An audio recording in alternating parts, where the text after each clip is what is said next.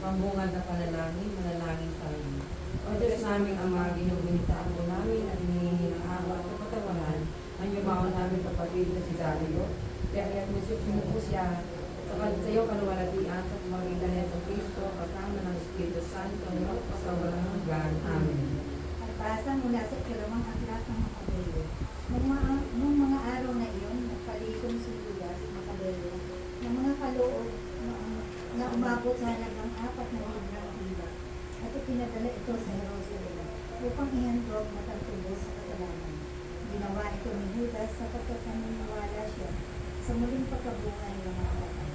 Kung hindi, magiging kahangulan lamang at ipanalangin pa ang mga namamatay. Dahil buo ang kanyang paniniwala na ang lahat ng namamatay na nanatiling tapat ay tatanggap ni Pati ang gantimpala. Ginawa niya ang pag-aantog na iyon upang ang pagkakasala ng mga namatay na tao ay patawarin.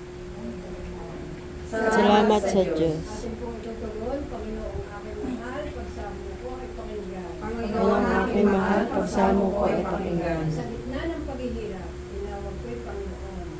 Kaya poon, ako'y dinggin, pagkat ako'y tumatagoy.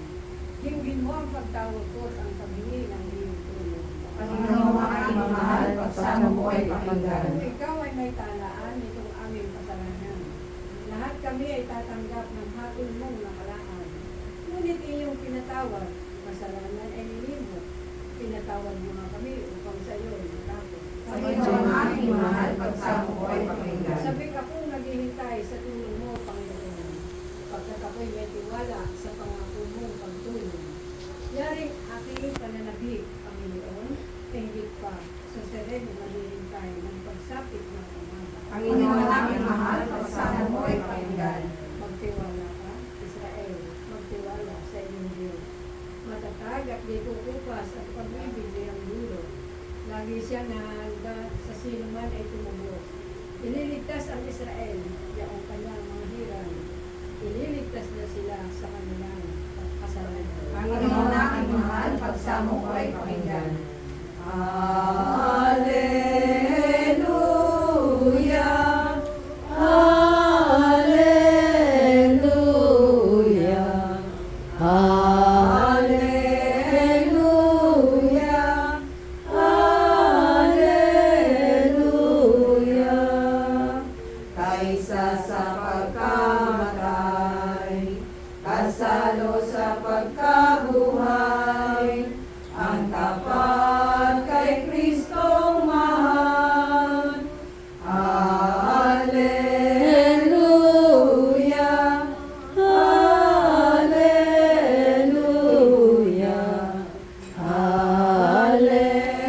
Hallelujah, Hallelujah. Ang mabuting balita ayon kay San Juan. Papuri sa iyo, Panginoon.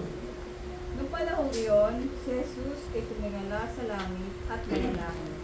Ama, nais kong makasama sa aking kinaroroonan ang mga ibinigay mo sa akin, sapagkat inibig mo na ako bago pa nilikha sa libutan. Ngunit nakikilala kita at nalalaman ang mga ibinigay mo sa akin. Ipapakilala kita sa kanila at ipakikilala pa upang ang pag-ibig mo sa akin ay sumapuso nila at ako naman ay sumakanila. Ang mabuting balita ng Panginoon. Pinupulita namin, Panginoong Hesukristo. Binabawi mo ang tao, tulad sa sariwang damo. Sa umaga'y mabikas, sa gabi nalulugod. Sa amin ay ituro, kalinisan ng puso. Ang pag-ibig sa'yo ay aming matanto. Ikaw ang nagbabalik ng tao sa labo. Walang nakababati, di makatatalo. Puspusin mo kami, Ama, ng kagandang loob mo, na kami maging ganap, lumigaya sa iyo.